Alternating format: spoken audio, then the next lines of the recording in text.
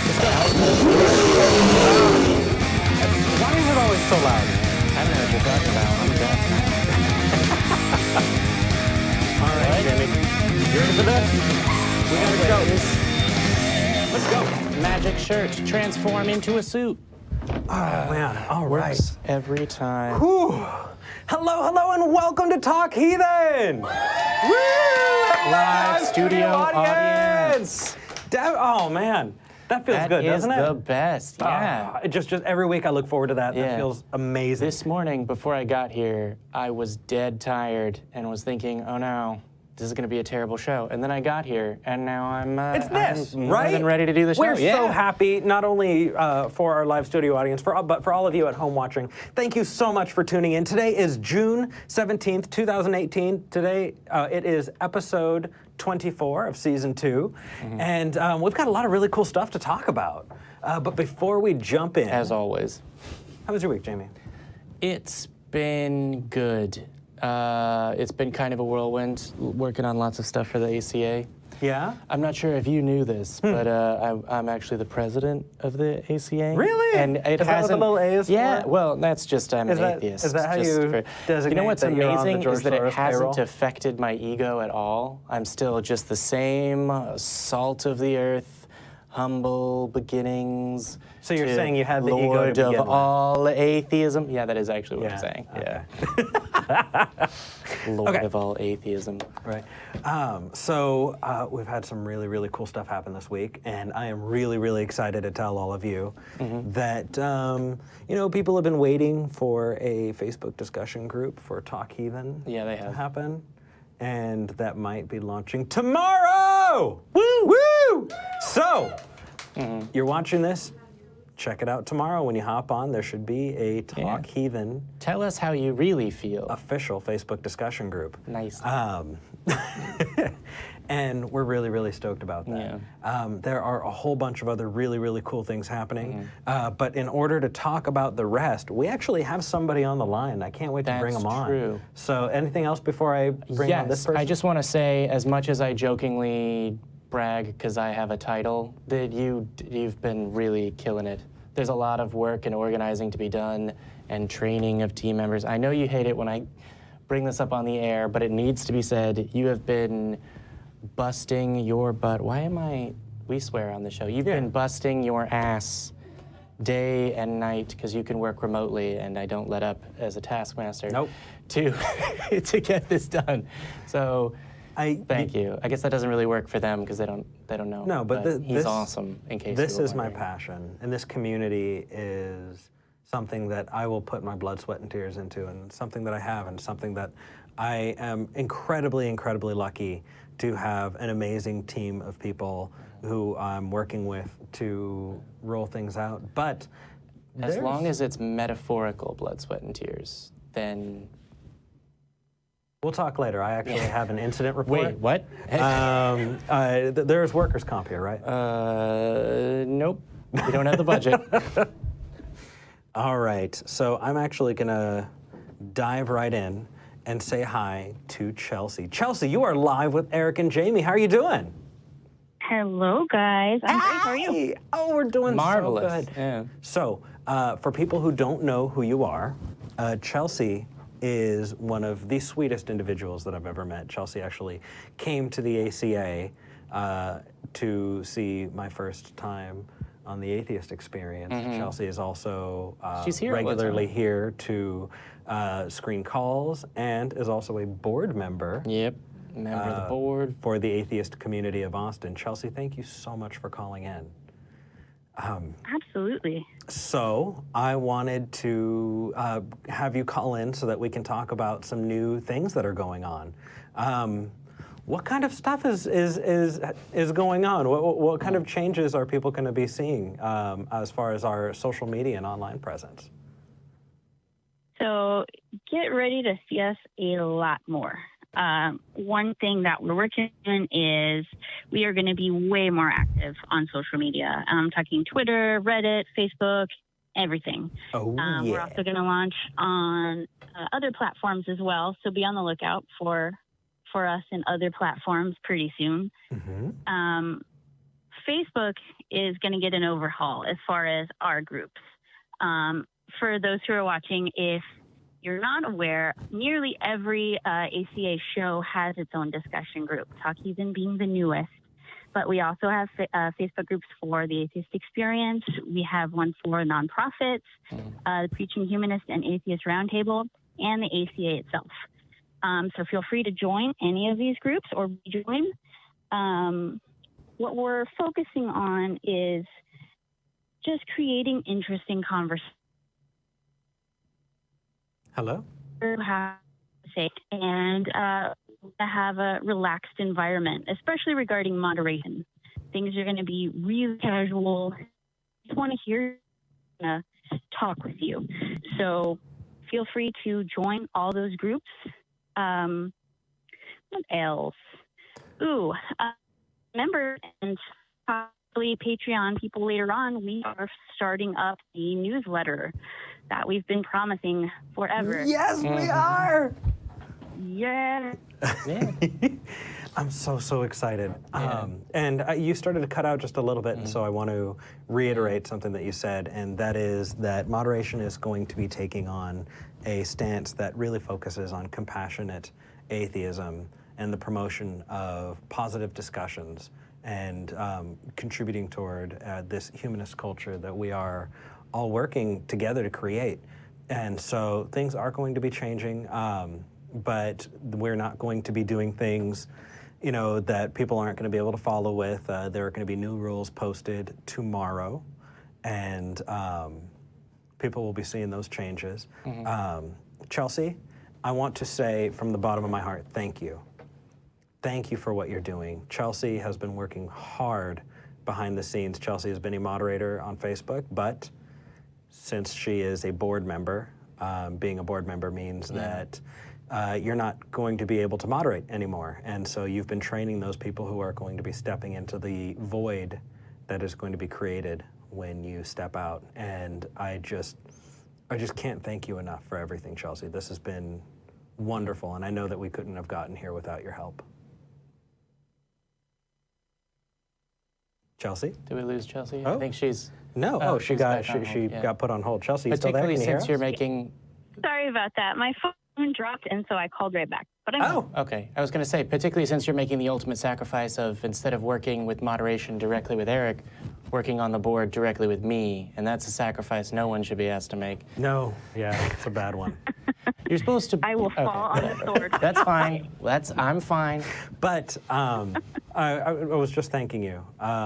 You and Janet in particular have been truly, truly phenomenal. And I'm so grateful, not just to you and Janet, but to our other people across other platforms. I'd like to give a shout out to Joy and Zach and John.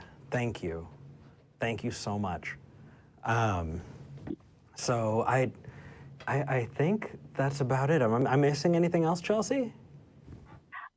Before I let you go, I don't know if I got cut off, so I don't know if you mentioned it, but we are still looking for volunteers. Yes. I'd love to We have do need more. some more moderators for Facebook, YouTube, you name it. And also, we would love to have some people help us with our social media accounts. So if we've got some Twitter people, Instagram people, maybe Snapchat people, we'd love to have you on board. So if you're interested, email us at social media, all one word, at atheist-community.org, and we'll get back to you as soon as we can. We'd love to have anybody who's interested. That's perfect. And so just to reiterate, social media at atheist-community.org if you'd like to be a part. Thank you, Chelsea. Got it. Absolutely. I'm so glad you called. This is awesome. So I can't wait to see how things go. We will see you on Facebook tomorrow. That's all of you. We're so excited that we're going to be launching the Talk Heathen group. That's awesome. Yeah. It's All been right. a long time coming. It has been a long time coming. Yeah. Chelsea. Thank you for calling in, Chelsea. Yes, This has have a been great. wonderful rest of your day. Absolutely. We'll catch you later. Yeah. See you next week. Bye, guys. Bye. Yeah, I've got to say, I've gotten a look at the stuff that you're working on for the newsletter, and I'm excited to get it because I haven't gotten to. Well, I've got other things I have to do, but yeah, Having amazing writers graphics and Yeah. cartoonists. There's going to be actually, actual and that, like cartoons that are. That should be said as well. If you're interested in volunteering, not just for social media, but in general, particularly, I would say a specific set of skills, but just any set of skills, or you're just eager to help, we're a volunteer organization. We're looking to do a lot more. So. Yes. Oh, as president of the AC, that doesn't add anything. Please come volunteer. I'm wearing a suit. Help. We have a few more things. The first that I want to bring up is that I had mentioned that I'm going to be going to Vegas at the end of this month, and I was really, really excited. I had a couple emails from people who want to meet me when I go out to Vegas to celebrate my birthday. Oh yeah. You're having a little meetup. Well, you know what? The president of the Humanist Association of Las Vegas actually emailed me and said that they're going to do an event. So if you are in the area, or if you can get to Vegas at the end of the month, we're going to be posting the details on where you can get to meet me in person. And I'm really, really excited to get to meet all of you. Also, incredibly important, this is the part of the show now where we thank our top 5 Patreon supporters. I know, right? Who are our top 5 Patreon supporters, Eric? Our top 5 Patreon supporters are Wellington Smith, Anthony Lucier, Joe White, Jeff Montgomery, and Donald Jones. Thank you, guys. Lower levels, if you still want to be a top 5 patron.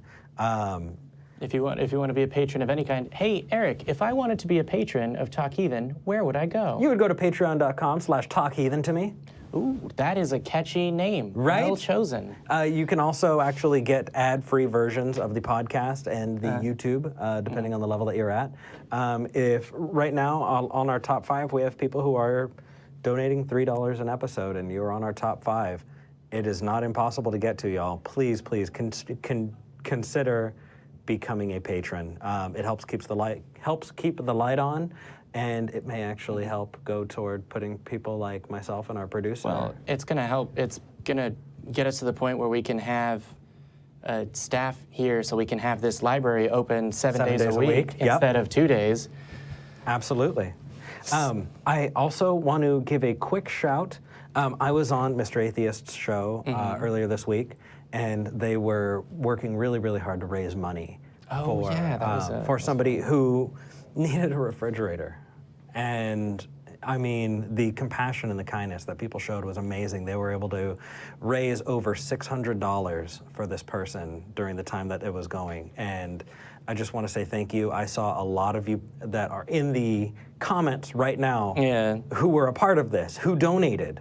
And it just blows my mind, the kindness and compassion and empathy that people show, to be able to help each other. And I just, thank you. Yeah. Thank you so much. And from the bottom of my heart. We accomplished all of that without morals. So, boom. All right. So, are we ready to move to our first caller? Yes, we are. I think so. Let's go to William in Tacoma, Washington. William, you are live with Eric and Jamie. How are you doing? I'm doing pretty good. How about you guys? Doing all right. Marvelous. It's a good day. What do you want to talk about today? Well, I wanted to talk about personal experience and your conversation with Ocean recently. Oh, okay. So I was also on the Non Sequitur show, where I spoke to a gentleman whose name is Ocean, who believed in Norse mythology. And so we had a nice long discussion about epistemology and about whether or not it's a reasonable idea to believe in Thor and Odin as real people. What kind of questions did you have, William? Well, before I get to that, I just want to say that Jamie looks rather dapper. Doesn't he? Eric, you need to step up your game. No shit. Who the hell would have thought that was going to be something that would be said on Talk Heathen? Never. Yeah. People underestimate my ability to dress. I know formally, I did. So, yeah. Your original plan, because you see the way I dress every day, was, okay, we'll make it a thing. You'll dress down and I'll dress up, and then that way we'll have an excuse for why you're dressed so casually. That was kind of the excuse that I gave. And now look at us. Yeah. Okay. What's up, buddy? So quick before I pat myself on the down back. to Ocean, though. I felt like you were rather stumped when he brought up, all you can really do to, gain knowledge is through personal experience. Like when you read a book, it's a personal experience. Mm-hmm. I just want to know if you have any thoughts since then, because I feel like he kind of got you on that. Yeah, well, it took me back, and my response was that reminded me of the Matt Slick argument.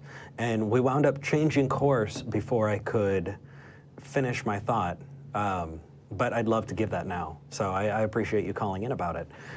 We have different kinds of evidence. There's inductive and deductive logic that we use. And when it comes to deductive logic, true premises will result in a sound conclusion. And that generally works, when you're talking about subjects like mathematics and more complex subjects, so long as you can prove that the premises are true, right? But we are limited as human beings to have access to our own experience. And so it's easy to fall into that black swan fallacy of, I've never seen a black swan, therefore there is no such thing as a black swan. Well, there is, you just haven't seen it, right?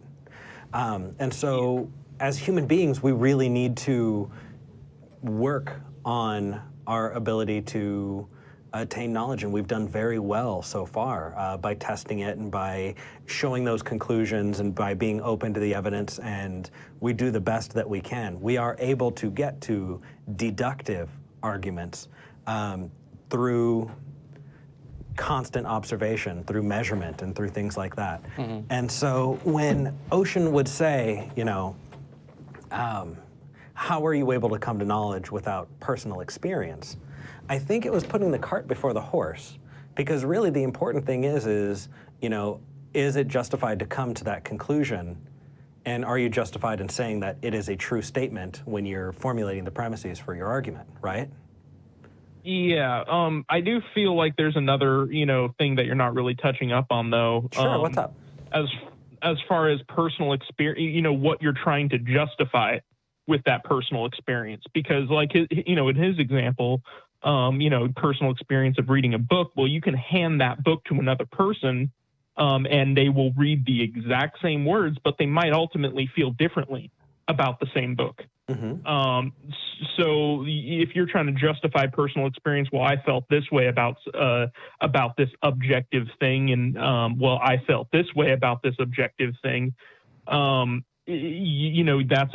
a shared personal experience that two people can feel differently about. But when you start getting into stuff like prayer, suddenly that's an extremely subjective experience by nature. I feel like about how you felt with prayer. Yeah, I feel like, just to quickly clarify, I can read a book and say, wow, this book is fantastic, and then hand that book to Eric, and he can say, wow, this book is terrible, and we have different, subjective evaluations of its quality, but we're not going to disagree about what words are written in it, because we can open it to page 5 right, and read it. So the fact claim portion of it. And really, you're touching on it on a much more direct way, and I appreciate that, because when it does come to testing, it is much easier to test the existence of our hypothetical book than it is to test the existence of, a deity. The evidence required to be able to say it is this deity versus that deity, it is this phenomena over that phenomena. It takes a shit ton of evidence. And to put those things on the same level, it's just like your personal experience, man. No, dude. Those things are vastly, vastly different as far as what is required to be able to accept it as justifiable and to be able to put that into a proposition, that you can evaluate as true or false, because there's just way more. You can point at books. You can't point at Thor. Yeah. That said, go ahead. Well, the way I kind of think of it is, I don't inherently doubt the personal experience that someone describes, because a lot of crazy shit can happen in people's heads for one reason or another. Mm-hmm. What I doubt is the explanation they give for their personal experience if it calls on magical thinking. That's because it's not. Because they're calling on things that aren't evident in reality. Just to go back to the black swan fallacy, the reason that we know there are black swans is because we found them, not because someone argued, oh, well, just because you've only seen white swans doesn't mean you can't have a swan of another color. Therefore, it's reasonable for me to believe with no evidence that there is a black swan and that that black swan created the universe, right? It would be less reasonable for a person, before you found the black swan, for a person to say, hey, it's possible for birds to have different color feathers. Maybe there's a black swan out there is very different than it's possible that there's a bird with metal feathers that can create a universe, because you're extrapolating into abstract and magical thinking, which has no demonstrable basis in reality. I mean, I feel like we're sort of we're retreading territory here, I think, in the same conversation, but the point remains, when you are talking about particularly things that are basically the understanding of what is real of the universe, you don't start with this large, fantastic idea of, for example, a theory of relativity. You start by measuring the rate of acceleration on the surface of the Earth, and then understanding what composes matter, and then understanding the composition of an atom, and then understanding the composition of your solar system. Actually, I think I put those in the wrong order. But you start with small observable things, and you build on knowledge that you already have. And no knowledge that we already have points to either a swan with feathers of steel or a magical being that creates things out of nothing. That said, I also, if you watch the discussion that I had with Ocean, I really deeply respect the amount of scholarship that Ocean has done on philosophy in general. I absolutely would love to talk to him again. The reasoning that he had behind the particular theistic belief is one that just kind of rattles. It's so dissonant when you compare it to the vast level of scholarship that he has on philosophy, that you could still have that level of special pleading, that was evident there. So if anybody who hasn't checked it out, and if you haven't checked out the Non Sequitur show, do that. That's important. That's actually a really cool show. I really enjoy talking to those guys. I'm glad you watched it. That's really cool. Yeah. Yeah. No, I mean, it was a good watch, and it was good learning about a different theistic perspective. And the other thing that I think is commendable, along with his scholarly beliefs and understanding of lore and whatnot, is the community that he's built, because that's super important. With other, well, I guess more appropriately named heathens. Hey, no. That's our word now. Yeah. Hey, they earned the title. You guys have it. You know what? Hey, they're nice enough people. We can share. Non-believers have been outcasts since it was cool to believe in Thor. All right, just saying. Not to go hipster, non-religious designation. Oh, you went so hipster. Well, you always say that. You say that no matter what I do. Well, that's because you're. No. I want only one of us vapes. Sorry. Back to your actual. I was a low blow, Jamie. It was a little low. But yeah, no, that community is super important, because I mean, those are, I think a fair number of those people, based off of what he was saying, are recovering from probably more oppressive Christian households. Yeah. Also, I just want to throw in here, I'm taking a look at the chat. I had said that it takes a shit ton of evidence. Stan Gisea, yes, shit ton is an accepted unit of measurement at the studio, and it is just above a shitload and just below a fuck ton. Yeah. Sorry, go ahead. Yeah. No, I thought it was funny. That was a beautiful sentiment. I enjoyed it.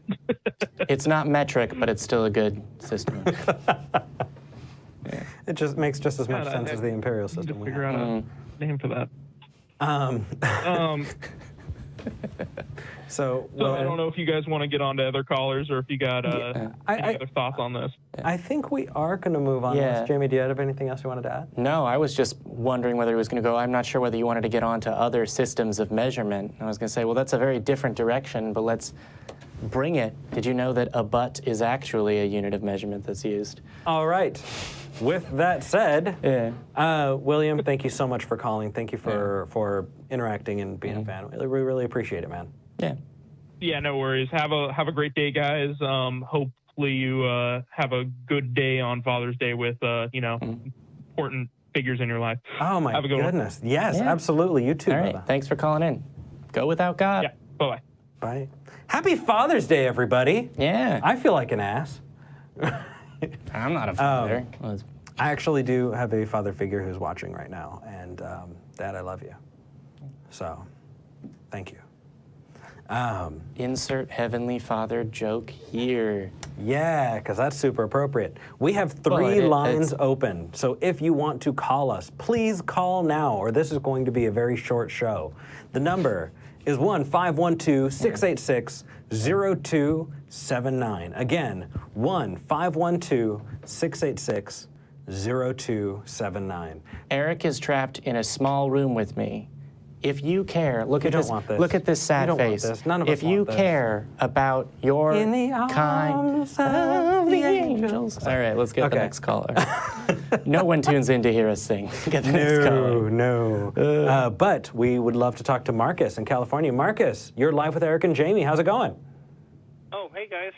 Hey. Hey. First time caller, medium time listener. Cool. Welcome. Medium time. What did you want to talk about? Oh, well, I better put my Earl Grey down here. Hold on. So I've been, okay, I'm a dad, and I separated from my children's mother a long time ago. I'm an atheist. She is a born-again Christian. Ooh, I came from that one. What caused? Yeah, it's complicated. May I ask what Yeah, church? sorry. One of those non-denominational Bible churches. Please tell me Calvary Chapel. Is it Calvary Chapel? It is, no, oh, that's much too liberal. What? Maybe you're Calvary Chapel. Yeah. Okay, sorry. No. Go on. We're in California, and that church went way deep on the other side. Anyway, so my daughter is 18 and leaving for college at the end of the summer, and she does not know I am an atheist because when my ex-wife and I separated, we agreed that we were going to raise the children as Christians. We've got 3 total. And now my little girl's going away, and I guess I'm concerned about how to come out to her because my daughter is a Christian, much like her mother, and my 2 sons are not. They're atheists like me. And so I've always supported my children in whatever choices they made. And to be fair, their mother has come a long way as well. Years ago, she let the boys get the video game Skyrim, even though it has magic in it, and she was deadly afraid that it was going to bring Cast a Satan spell? into the whole thing. And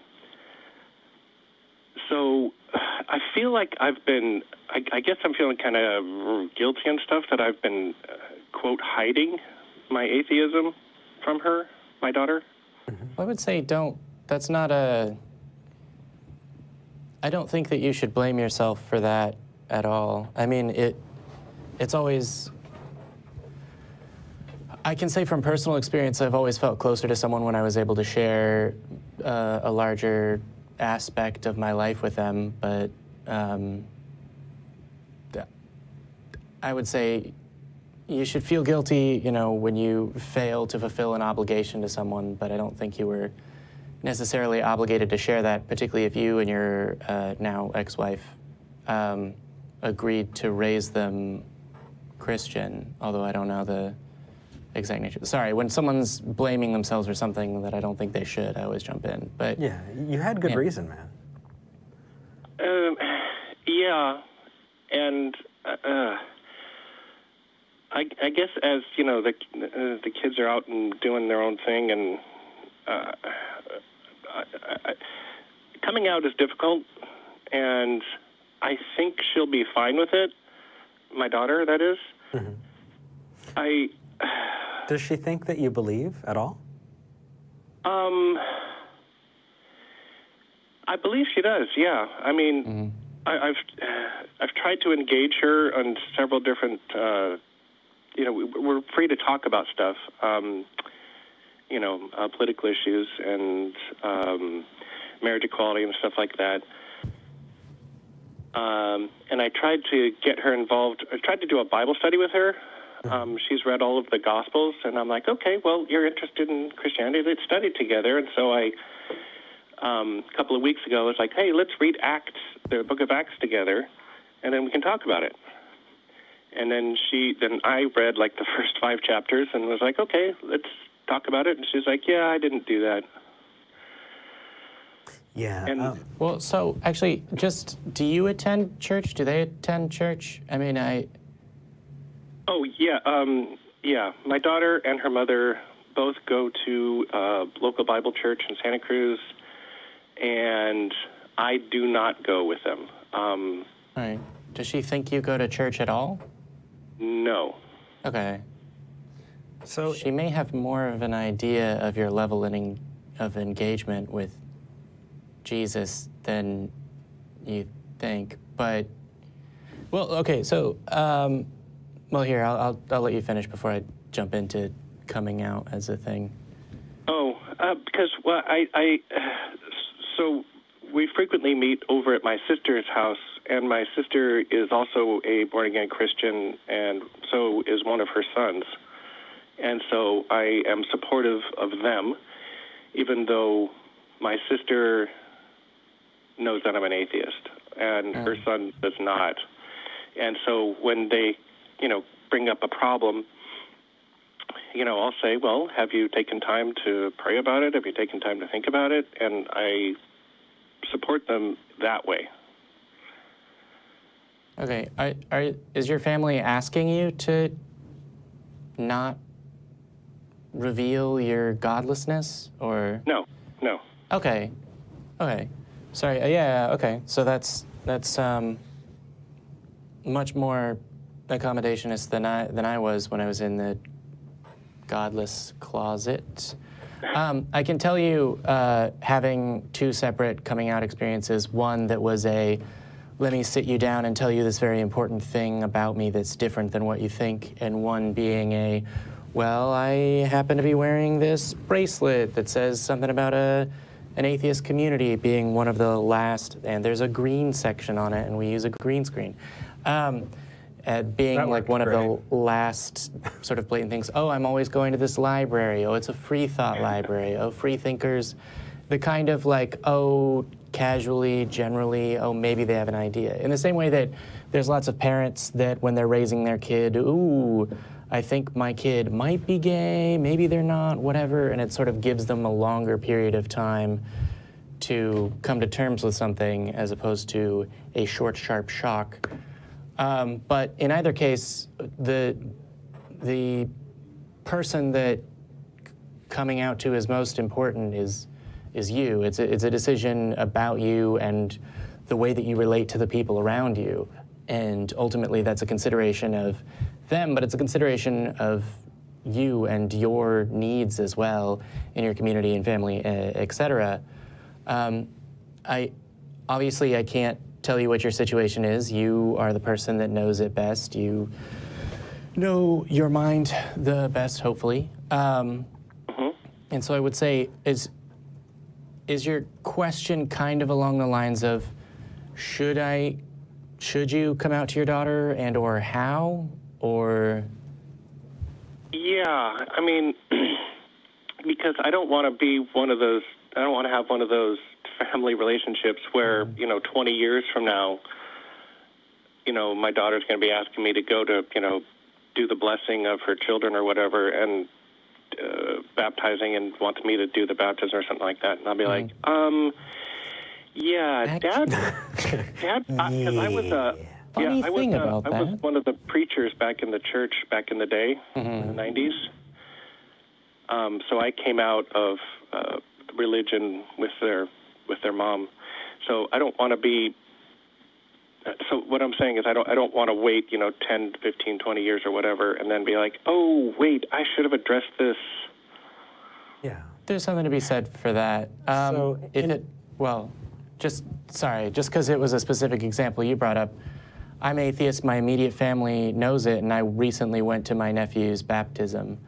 Obviously, it's a judgment about your family, and there are people that get kicked out of the house because their parents realize they're questioning their faith at age 16, and their parents are not okay with them living at home, which I don't think anything like that which is unacceptable as a behavior, obviously. But I would say, if you're comfortable with it and you believe that your family is comfortable with it and you're not putting yourself at risk, that's definitely something that I would encourage you to think about doing. Obviously, it's your decision. There's risks to it, but I can tell you it's much better to be out. There's also Greta Christina has a book coming out, Atheist. I think I always replace heathen. Anyway, sorry, you were saying? No, what I was going to say was, in my experience, it helped at first when I said I don't believe rather than saying atheist, because they needed to come to that concept first. And then I told them that is what an atheist is. Oh no, atheist is this and that. Well, actually, no, you just have a different definition. Another thing that worked for me in the past was just saying, hey, I have a thing that I've been wanting to talk to you about, but I'm worried that it can affect our relationship. I don't want to hold something about me away from the relationship that we have. And so, when you're honest and you open up and you show, hey, I'm afraid, or I love you, and this is not something that would ever change the fact that I love you. When you create that space for vulnerability, it stops being this is you and this is me and I'm an atheist and like it or fuck off. It's not one of those things. It becomes a more personal experience that you now need to deal with another human being. It doesn't work that way for everybody. The last thing I would want to do is give advice that would wind up hurting you. You seem like a really awesome guy, but the best that we can do as just regular people is give you our experience. And my family are regular people, and with the exception of their mother, they're very rational and compassionate. By the way, Marcus, happy Father's Day. Yeah. Oh, thank you. Yeah, go out and hug your dads, guys. Yeah, so we're going out for. My kids are taking me to go see Deadpool. Okay, that's nice. Yes. Yeah, we haven't seen Deadpool yet, so that's what my kids decided to do for me today. And I've been kind of trying the slow walk to I don't believe. When I was having a talk with my daughter, we were talking about where the Bible came from, and I was talking about the Council of Nicaea, and I told her that I rejected the book of Revelation. Okay. As being not Christ-like, and because I said I don't see that being consistent with Jesus' message while he was on earth. So Jesus leaves earth, and now he's super rage-filled, and he's going to come back and stomp the shit out of everybody. Sword for the mouth. Yes. Dragons. And eyeball monsters. Leviathan. Let's do it. Whatever that combination giant scorpion moth. Oh, that stings people. Cheetah. And stings them again, and all that. Yeah. And the tail of a rat. Like, I don't know. Crazy. Well, I was surprised that her church hadn't explained end times to her.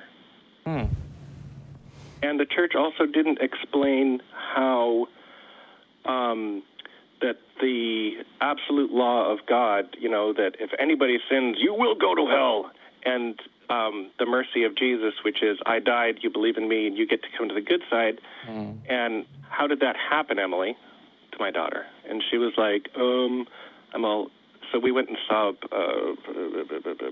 Victor Hugo's play, what are they called? Les Mis. And I tried to explain to her, the law of grace, the law and grace coming together at the cross, and she was like, I'd never heard of this before. And I'm like, what church are you going to? Yeah.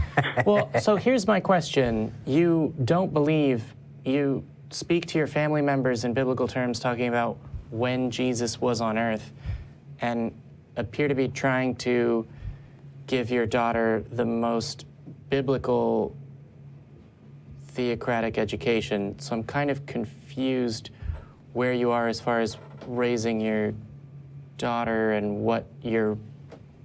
This is a type of scenario I've not heard of before, because I can tell you I'm not teaching my nieces and nephews. I have. It's okay. Oh, well, I think I understand your question. I'm trying to raise my, to co-parent my children to be the best selves that they can be. And if they're theists, I'm going to support you in that 100%. If you decide that you're going to move to Tibet and become a monk, I'll support you in that. If you're going to be an atheist and an engineer and work with Elon Musk and put something in orbit, I'll definitely support that as well. Yeah. Well, so here's my thing. I'm still at a loss as to why that as a conclusion leads to the specific actions you're taking, because it seems somewhat counterintuitive entirely. I think there's a difference between, yes, I support who you are, and you're not undermining it, and also let me be exasperated at the way the church that you attend is teaching you, because presumably going to that church and learning those lessons in that way would be the actions that your daughter has chosen to take and the life she's chosen. So I'm not sure why you would reinforce the extra doctrinal aspects of the religion rather than encouraging your daughter to learn more and to think clearly. Oh, okay. Oh, wow. I mean, it may just be that I don't understand, which is why I'm asking. Now that you put it that way, because what I've been telling myself is I'm going to explain I'm going to explain the real Christianity to you, but do it in I'm doing it in a devious way. Like I'm going to teach you all about the Christianity, and then you're going to dump it like your brothers. Oh, okay. So your goal in saying, look at the specific doctrine, look at what's in the Bible, is a way of getting her to think about that doctrine and whether or not she accepts it? Yes. Okay. Yes. Like, nobody explained to you about the end times, so you don't know that Jesus is going to turn around, become just a rageaholic and just come down and kill everybody. Well, I explained it to her. This is what it is, and this is the book of Revelation, and this is where it says it. And people all over believe that. Well, they say they believe the book that it's in, that they don't necessarily read it. So I can see where you're coming from in that. Yeah. I would also, I've been dominating this call like crazy over Eric, but I mean, there's also, I'm not sure how big a reader your daughter is, but there's lots of books about the early history of the church and learning, this is the process by which there were all these various, very different versions of Christianity that had one God or 2 gods or 30 gods or 365 gods, and very different ideas about the creation of the earth and who Jesus was and what was Scripture. I'm holding the book, the first 7 ecumenical councils, in my hand, and I'm reading it. And I try and educate her about, how the Bible became, the current Bible that we have, where it came from. Because I don't think anybody ever addressed it. It's like, hey, it wasn't, Jesus died, rose from the dead, went to heaven, Paul got converted, and then boom, we had a Bible. At AD, at 100, the Common Era. I guess now what I'm feeling like is I'm being deceptive. Like I'm trying to lead her away, just like Satan would. They try and tempt the child away from the faith. Well, yeah, she is 18. Yeah, she's an adult, right? Yeah, it's different, in the approach that you give because she is that age. Yeah. She's only going to take so much. But then again, that also underlies that whole, coming at it as a human, and including that human element, the worry, the fear, the concern, and the care, and to be okay with being open, when you talk to her. But again, take our advice with a grain of salt. Neither of us are therapists or people who have kids. Yeah, I'm basically coming to you because you guys are about my daughter's age. You're in your early 20s, look like. Aw, Marcus, I like you a lot now. So, I just wanted to. I hate to say this. I wanted a child's perspective on this. He thinks of you as a child. I'm turning 31 at the beginning of Just a number. You're still a child. Thanks. I was supposed to hide that under a cough. Sorry, Thanks. I did that wrong order. You fuck. All right, Marcus, we're going to move on to the next call, but thank you so much for calling in. And please, if you're comfortable with letting us know what happened, we'd love to follow up. Call in again, write in again. Yeah. Also, nothing wrong with learning that there are other religions and that they also have a history, and that era at that time had a strong storytelling tradition, and so having people tell a bunch of stories and then later having an organized church Thank you for calling in. Okay, thanks for hearing me out, guys. It's nice to have somebody about this office. Absolutely. You take care, right, man? All right. All right, bye. Bye. We're going to move on to Kyle in Canada, Canada. Kyle, you're live with Eric and Jamie. How are you doing today? I'm doing fine. How are you two? We're doing really well. It's a nice day today. We have an amazing studio audience here. Hi, live studio audience. Woo! We're checking to make sure they're still awake. Yeah. I love that. So what did you want to talk about today? So I wanted to talk about the evolution of humanism, like in our day and age, and regard to the human story, because we've evolved to this point. Go ahead. I think you might be playing a little fast and loose with the word evolution and evolved. Yeah, do you mean like the development of humanism, or like... From being cavemen to us living as we do today outside of caves with technology. So like human development as well? Yes. Okay. Well, I spin us a story. What do we got? Well, to personify the whole being of humanity as one there, to say it started out as a baby and has the similar personal growth steps as us as an individual, just to personify humanity. And why? If we look at that lens, then like I see our time as more being in like a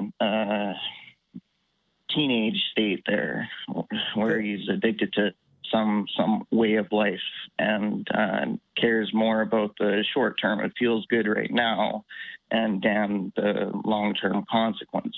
That's a rather condescending view of humanity. I guess my first question for you is, do you think that there is an end point, a specific end point that would qualify humanity as being grown?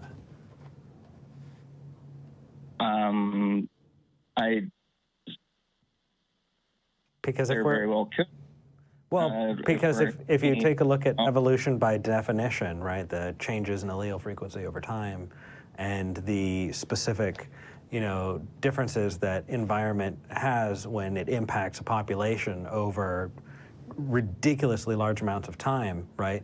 That process of evolution by natural selection is one that is always going to keep going. There's not a younger or a end point as much as it is a descriptor of just what happens. And so we're going to be, as a species, humans, 1,000 years from now and 1,000 years after that, we might look different, but that's just a different place along the line. It's not like it's leading up to a crescendo where we hit our best point. It's just our ability to change to best suit our environment. Yeah. As much as it would be cool to have 2 extra arms, there's no reason to think we would develop them. I don't know why I've picked that as the best. Kano, you've been playing Mortal Kombat. Maybe. No, that's not Kano. That's, what's his name? I don't know. Doesn't I was matter. never Now good at Mortal I'm in the Kombat. weeds. So my question is, to what end? Like, are you, sorry, just to clarify, are you calling in to explain what you believe, or like a theistic perspective on humans and human existence through the lens of a god? Well, I was just trying to explain that I think we may be maturing as a human being. What do you mean when you say maturing? Sorry to cut across you, but I'm just having a little bit of trouble following you. To take the long-term view, to see what sacrifices we need to make in the short term to make those actions for the long-term benefit. And that's kind of the opposite of more teenage or adolescence mindset, where they do what feels good in the short term and don't really care about the long-term consequences. They don't make that connection. I can say that I agree with that. Right now, the development of societies and countries and technology are such that we can do planning for the future. Like, the UN exists, and it's got 5 and 7, 10, I forget how many year plans to try and eradicate poverty, et cetera. So to the degree that as a species, we are doing better at overall at planning for ourselves, I think I agree. Does that relate specifically to what you believe about the existence of a God? What is that? Even? So what, do you believe that this is guided by God? I'm sort of wondering what this role this has in relation to your belief in a God.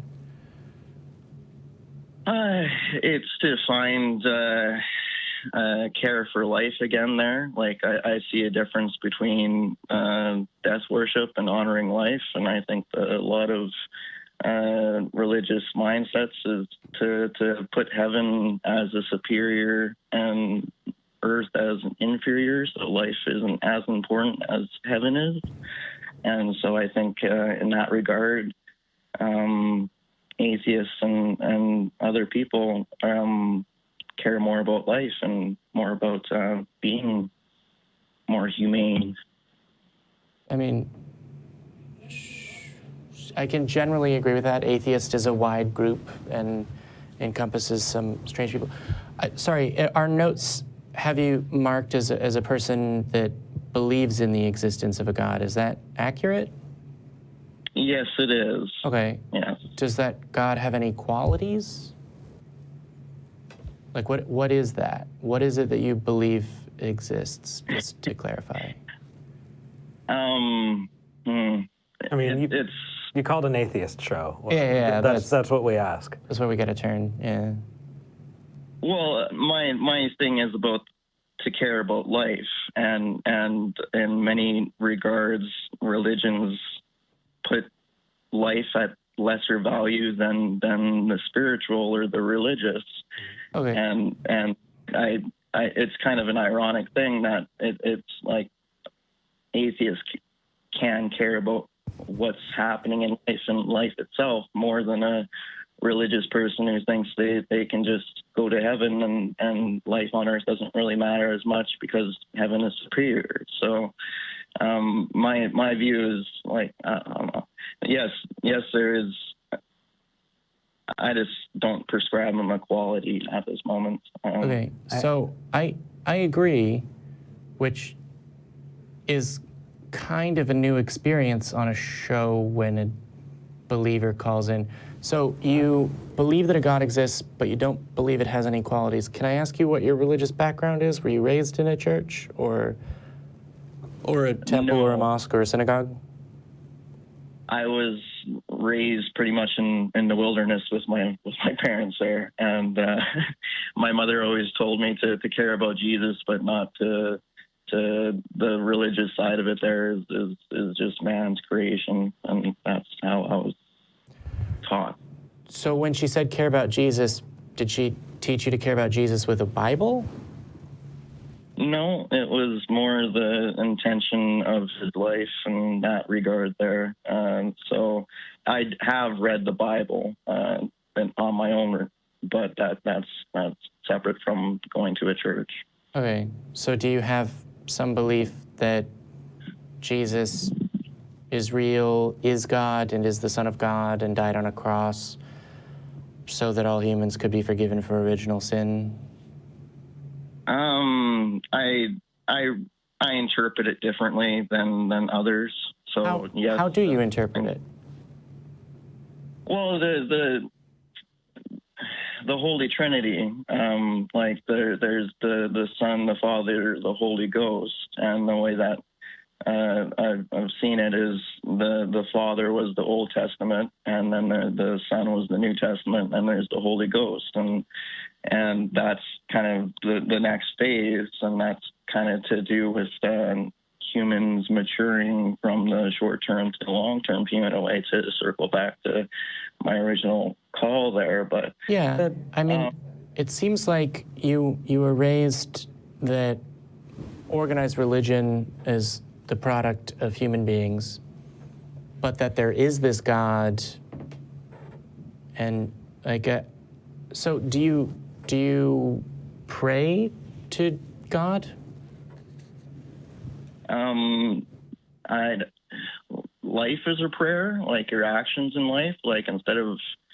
Okay, but I mean, you don't like kneel and say the Lord's Prayer before.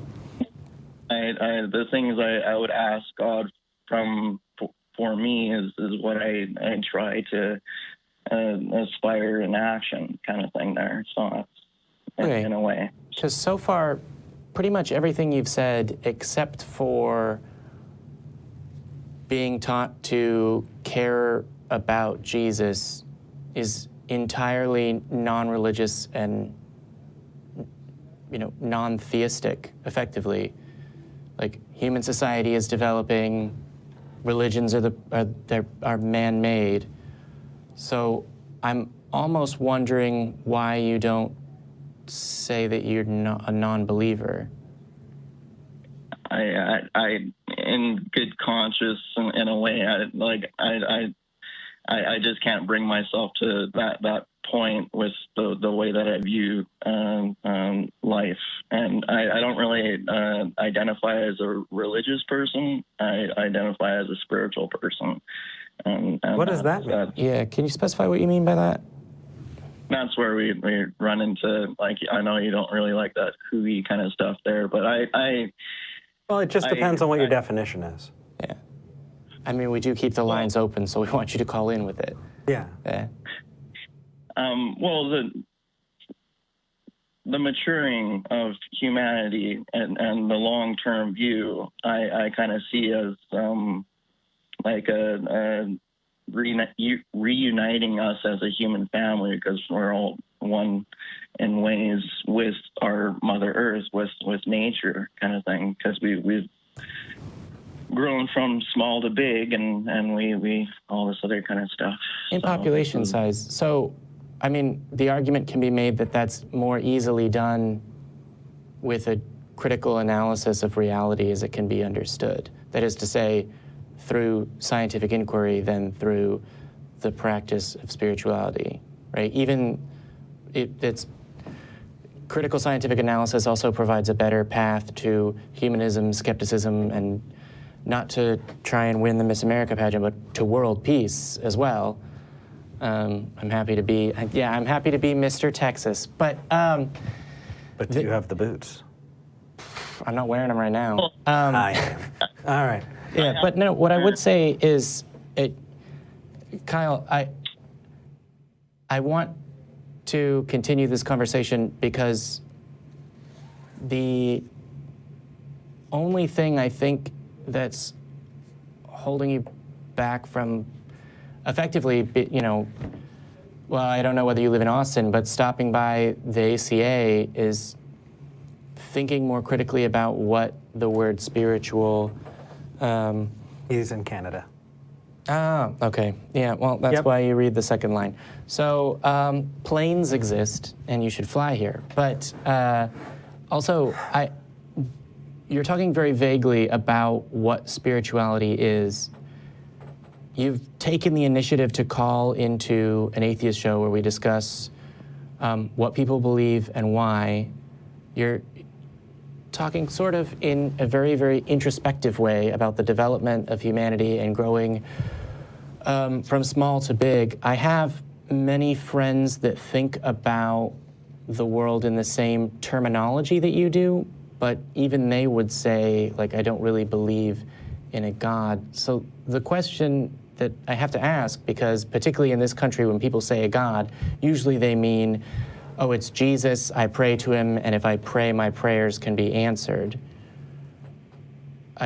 And as best I can tell, nothing like that exists in your vocabulary. And as best I can tell, nothing in your understanding of the world around you suggests a mystical, magical power, right? I'm very there with you in conceptual ideas of, I don't know what you mean by returning when you say returning to Mother Earth, but understanding that we're human beings, that we breathe oxygen, that this is our home, and that we need to take care of our planet, whether you call that planet Mother Earth or not. I'm wondering, what do you see as the difference between yourself and a person that would say, I'm an atheist?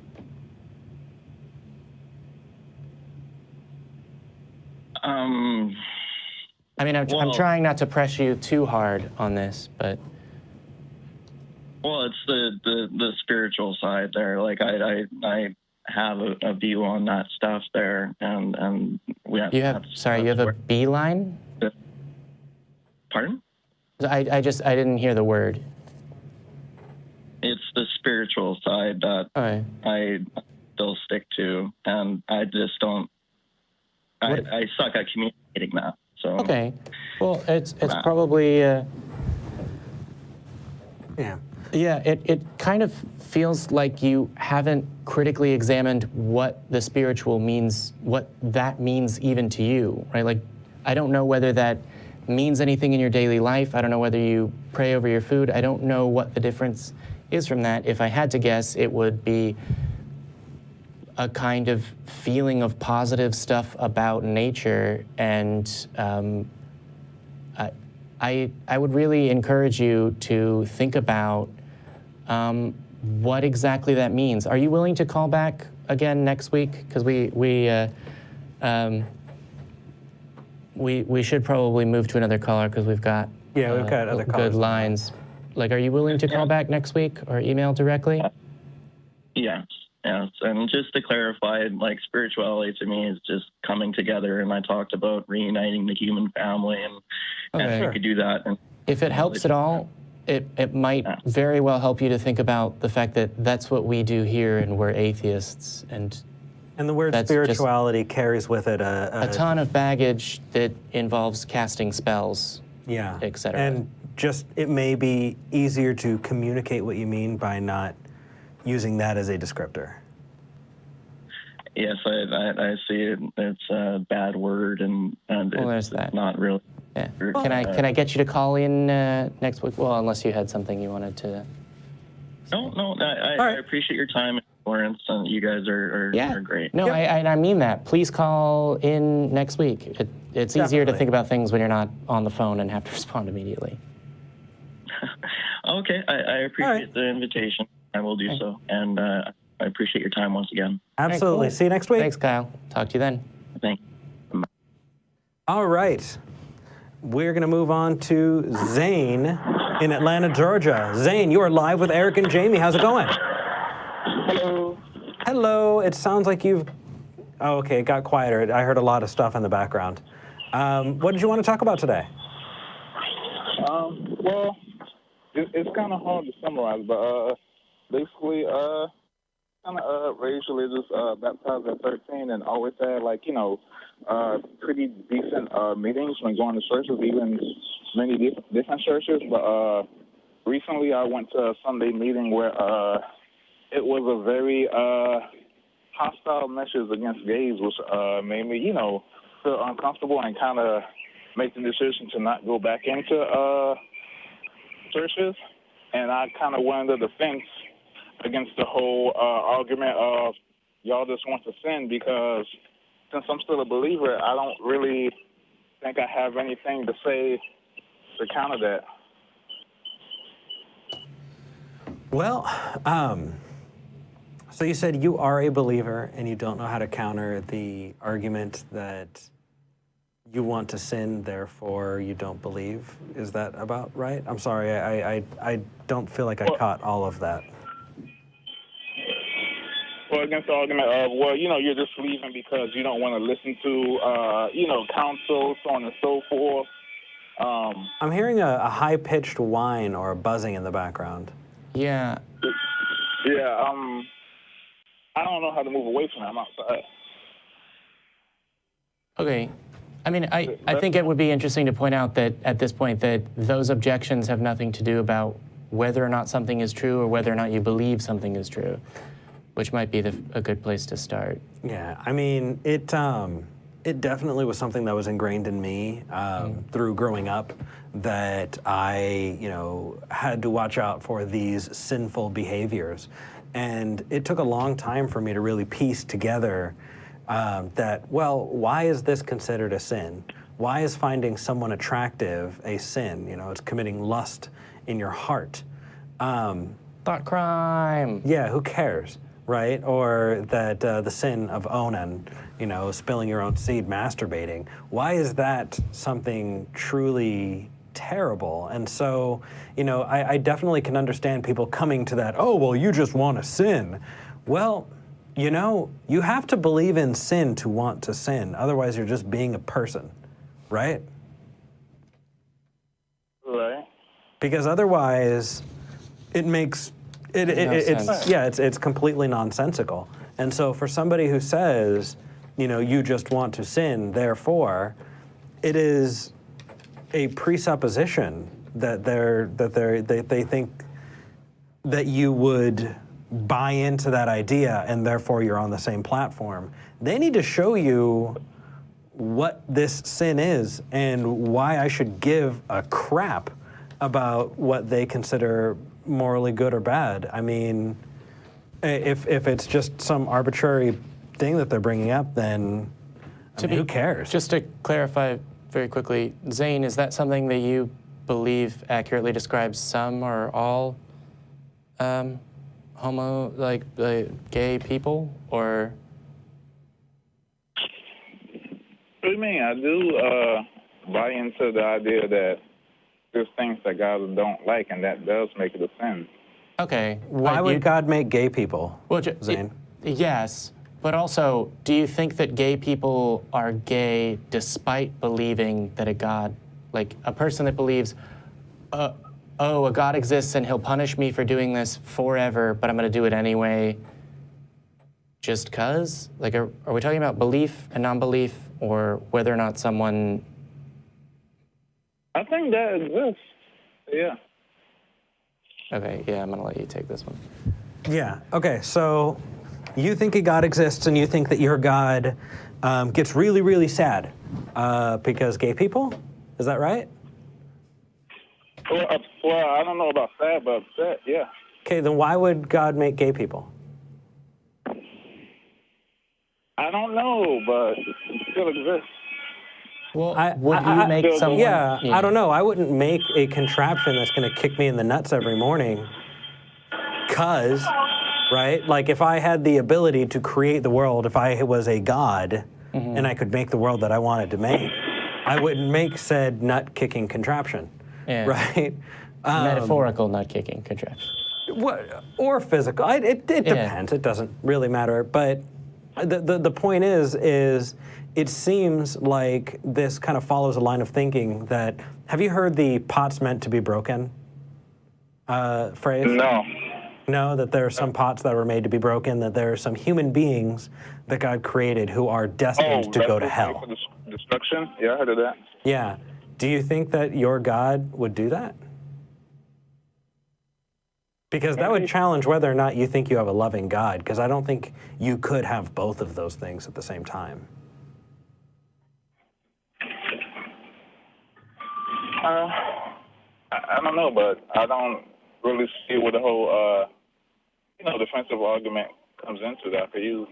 Well, the argument comes in when, if you're saying that you want to appease a God who is going to send people to eternal torment and say that that God is loving, the disconnect there is enough for me to step in and go, no, that is not a position that I would. Yeah, to be clear, you believe that your God created the universe, the world, all of the people, and loves and cares about human beings? Or rather, do you believe that God created all of the people and cares and loves about all of his children? Yeah. Okay. And God is unhappy, upset with gay people. Yes. So why is there any reason to believe that a God would create people and then be unhappy with people the way that he created them? I don't know. Well, that would be the pots meant to be broken. Yeah. Right? I mean, do you think that your God do you think your God cares enough to intervene in whether or not someone is going to suffer eternally? Do you think that your God cares enough or is powerful enough to do so? Yeah, powerful enough, yeah. Okay, do you think your God cares enough to do so? Yeah, but still chooses not to always intervene. Why? That's bullshit. Yeah, Why would a God do that? Because that tells me that your God doesn't care very much at all. Yeah. I think that you might care. Actually, I would put money on the idea that you would care more than that God in that case, that any of these people in the studio audience would care more than that God. Any of the people in our live studio audience. Woo! Oh, they're all tired. Yeah, they've been sitting for an hour. But do you get what I mean? Like, you're saying that, how do you respond to somebody who says this about God, when the question is, you got to back up, because there are a lot of presuppositions about that. You're assuming that everybody knows about that God and that everybody believes the same thing, and you're also assuming that that God exists, right? And so if you are positing that that God exists, then the question for us is, how could you come to that conclusion and still think that that God is loving, right? And if that God is loving, then that God is impotent, because that God is not doing anything, right? So either the God doesn't care at all, right, is apathetic, or that God is impotent and can't do it, or both, or neither, or that God just doesn't exist. I mean... Yeah, a God that does nothing, you can't tell the difference between a God that does nothing and nothing. So I'm trying to reason you through why that is. I mean, that's the answer that I've brought to you, is that either your God doesn't know, doesn't care, or can't help, right? Because why would you put the onus on the creation if you're assuming that there's a creator who could fix those things? It's the problem of evil. There's still always the argument of those people could be fixed if they were just, obey and worship. Really? Are you gay? Zane, do you have feelings for men that you don't act upon? I actually do. You do? There's a better life out there. You don't need to torment yourself, man. You don't need to put that kind of hardship on yourself. Because I'll tell you that as someone who is not attracted to men, I've never been attracted to men. That's never been something that I've had to deal with. And it's okay. It's okay. I don't know. I wasn't really asking because I'm struggling to not act on those things. I was really just asking so then I'll have an argument about why I don't feel like going back. So you don't feel like going back. What do you mean? Maybe I completely misunderstood what you meant. I'm sorry. Go ahead. No, I want to have an argument for why I don't feel like going back to church. I don't really have troubles, holding back, my acting on attraction, but I do want to have an argument for not wanting to go back to church, though. Sure. So you can say that to them. Yeah. Say, I don't believe in a God that would love me and torment and send me to hell. I mean, that is enough. But then I'll be lying if I say that. Yeah. Do you believe in a God that would both loves you and would damn you to hell for acting on your gay thoughts? Yes. Okay. Do you know why you don't want to go back to church? It's not super enjoyable. Given a choice between seeing the new Deadpool movie that I also have yet to see, and I'm very jealous of a previous caller that he gets to see that, and attending a church service, I know what my choice would be just because I enjoy one or the other. But if the argument is, oh, you, Zane, just want to sin, pointing out that you're not sinning in that way would be an argument. Do you just not like church? Because that's entirely valid. No, church isn't entertaining enough. No, just that one particular service that I went to was just kind of very hostile, and I don't... Yeah, you wouldn't want to engage... Usually it's just something that's just, skimmed over, but then that particular meeting was something where it's just kind of it was pretty much 1/3 of the focus, Yeah, just a particularly hateful sermon. Yeah. Hey, Zane, I want to share something with you. When I see people who are going to condemn other people for loving others, right? When I come across people who are going to subjugate, hurt, and torment people physically and emotionally, because I do consider that a kind of torment, a kind of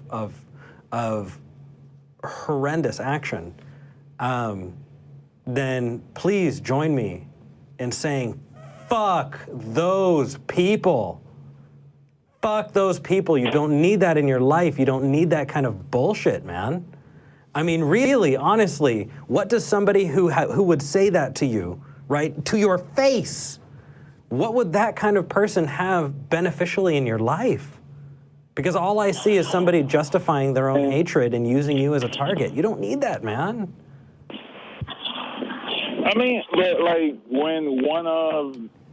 When two of them are your neighbors, one of them is the former pastor, one of them is the current deacon, so on and so forth, and would still be somebody who you see every day. I don't know, man. It's kind of who else do you pick as friends? So I moved to Texas. But let me tell you something. It's way better than coming from the church that I came from.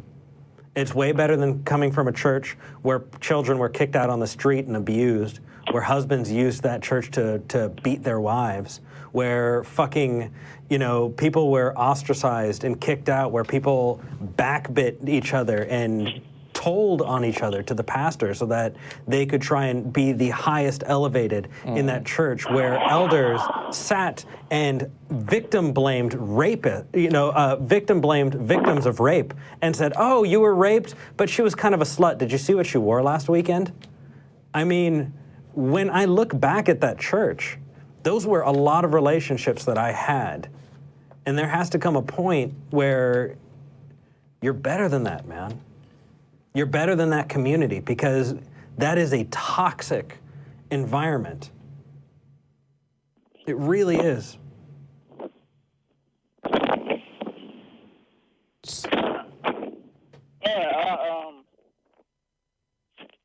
I really don't know what to do from here because I was trying to really look for a way to make an exit on making the meetings while still not be, ruining the friendship.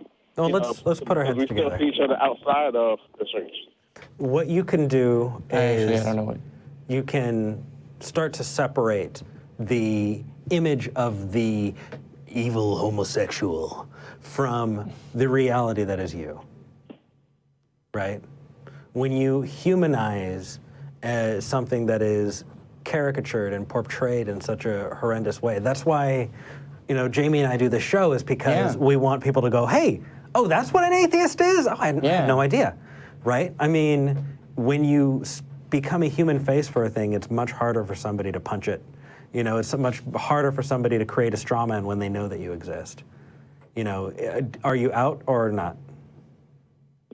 No, definitely not out. I would totally not do that in your situation then. Yeah, I was going to say, it doesn't sound like that's a... So to be clear, you have stopped going to the church because you felt like that particular sermon was particularly hateful and... I mean, that kind of it was a really bad one that just made me feel. But you still believe, so presumably you can just do people not think that you actually believe in your God if you don't go to church? No. Okay, so presumably you called in looking for a response to the argument. Well, you're not coming back to church because you want to sin. But you've also said that you're not sinning. So I'm sort of, I'm happy to talk to you about how that doctrine in particular, or doctrine in general, is ill-founded and harmful, but I'm wondering whether we've answered your initial question.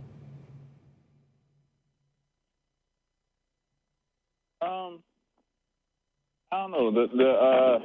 The way the conversation goes is you just don't want to listen to counsel. You don't want nobody to tell you anything when it comes down to the whole subject of, hey, why don't you go back? And I don't know really what to say to that. And I really don't want anything hostile to say back to them because I still do want to be friends with them outside the church. I feel like saying just that. I don't really feel like the church service and the actual church part of this community of people that I know and care about is for me. I care about you. I mean, it may come to a point where you're going to figure out that there are people that you know and care about and that care about you that aren't going to maintain a friendship with you unless you do something that you don't want to do. And I would encourage you not to be peer pressured into participating in, basically any group activity. It's a difficult situation. I mean, usually the thing that we end up giving advice about is this exact situation, except the caller doesn't believe. You've said that you believe in a God and that God is unhappy with homosexuals. Do you believe in the specific doctrines of the religion you were raised in still? I was brought up Baptist, and my best friend, he incorporates some, some Islamic and Judaism beliefs into it as well, so I kind of adopted that with him. Not much, I mean... Wait, so some Islamic and Jewish beliefs. Yeah. So can you expand on that a little bit? I mean, basically just saying, remember how with Ishmael, about how it broke off with the two brothers. So, Isaac and Ishmael, this kind it's hard to explain without talking forever, but I mean, just basically still having positive thoughts towards Judaism and Islam. Well, like, there's no negative outlook on them like how it is with some other, other Christians might have a negative I feel like I know where you're coming from. I would say that what you're describing to me is not an adoption of a set of beliefs. It's just sort of a kind of general feeling. Like, so for example, I'm not sure when you reached out and adopted these beliefs, but did you observe Ramadan? Yeah, it just ended. I think. Yeah, no, I was asking. So you fasted from sunup until sundown? Yeah. Okay, can I ask you why? To go ahead and quiet the body, and you go ahead and listen to God more. Okay. So do you think that there's a particular significance to the Islamic month of Ramadan? As far as that time period, like you could, time of the year you could itself? fast Like, tomorrow. do it another time of the year? Sorry? Oh yeah, you could do that. Yeah. So why? I mean, I've been there with picking up, religious practices and superstitions. Eric loves Christmas, although that's mostly other Fucking love Christmas. Yeah, other. Zane, fight me. I love Christmas. No, but what I would say, Zane, is it doesn't. I'm missing the conflict here. Like they want you to come back to church. You don't want to come back to church.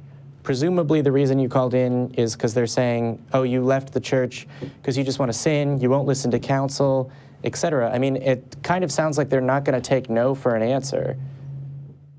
So you can tell them, "Sure, whatever. No, my beliefs are private.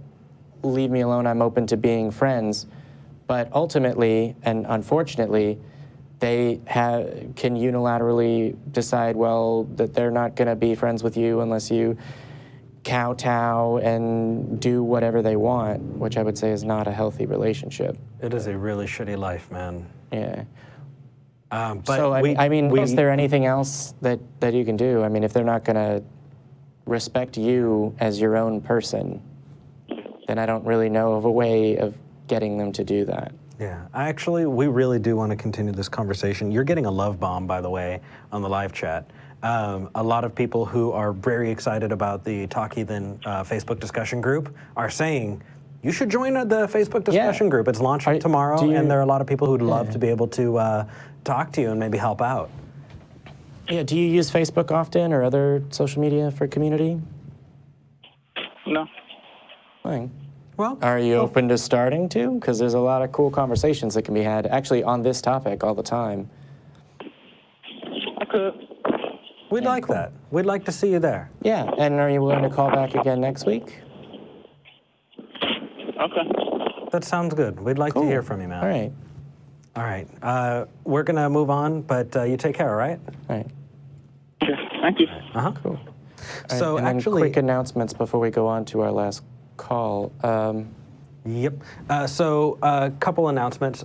First, we've had some really, really awesome people donating in the super chat. Thank you so much for that. I saw Chelsea, I saw John, I saw Steve in there. Hi, Steve.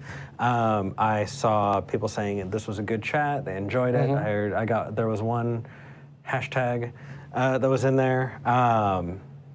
But we do want to say, if you would like to donate, if you'd like to help make this show continue, please consider donating to our Patreon, patreon.com/talkheathen-to-me. That's right. If you go to patreon.com/talkheathen-to-me, you can get the podcast ad-free. You can, at the next level, get the YouTube, patron-only YouTube videos on the YouTubes. You can watch YouTubes on the YouTube.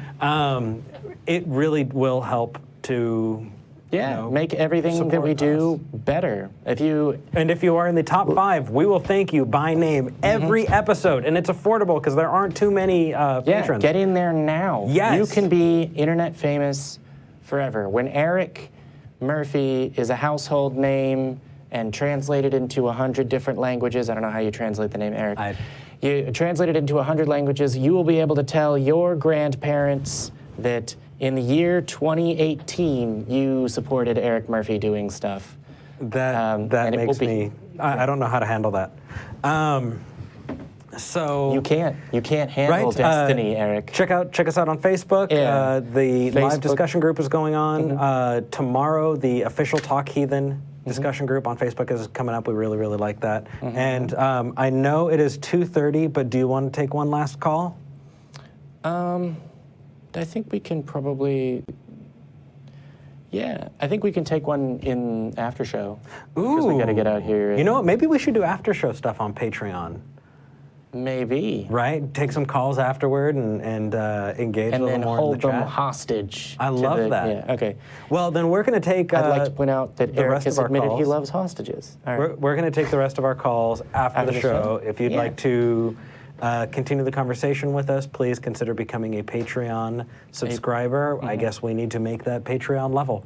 Yeah. And we'll make this available. And so, for those of you that don't believe... Hold on. We got to get some love rings. Okay. Those of And you so, for those of you that don't believe, come here. You've got plenty of community. We've got lots of love here. And for those of you who do, we don't hate you. We just think you're your wrong. epistemology is flawed. No, are we? I thought we were switching to the actual... Were we not? No. Just you're wrong? We're never going to switch it. But that one, How are we going to switch it? Okay, well... No, is that why you get it wrong every time? You get it wrong every time I get because it you wrong thought that we were... Okay, no.